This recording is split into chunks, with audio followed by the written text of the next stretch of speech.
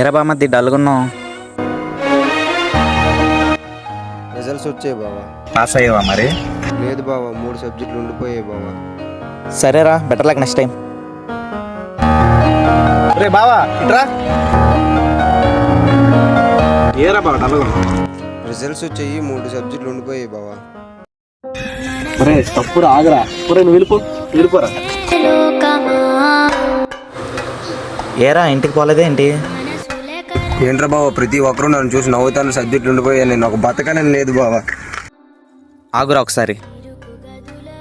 పరీక్షల్లో ఫెయిల్ అయితే జీవితంలో ఓడినట్లు కాదు, మళ్ళీ కష్టపడి చదివి పాస్ అయ్యేందుకు ప్రయత్నించాలి. పరీక్షల్లో ఫెయిల్ అయ్యమని ఆత్మహత్యలు చేసుకోకూడదు. కానీ నీలాంటి కొడుకు నిన్ను కన్నా తల్లిదండ్రులకు ఆ భగవంతుని ఎంత ఇచ్చవగలరా? ఒకసారి ఆలోచించు. పరీక్షల్లో ఫలితాలు ఎలా వచ్చినా పర్వాలేదు, మార్కు తగ్గినంత మాత్రాన మీరు తక్కువ అయిపోరు. ఎందుకంటే ప్రతి పరీక్షకు సప్లిమెంటరీ అనే ఎన్నో అవకాశాలు ఉన్నాయి, కానీ లైఫ్ మాత్రం ఒకటే.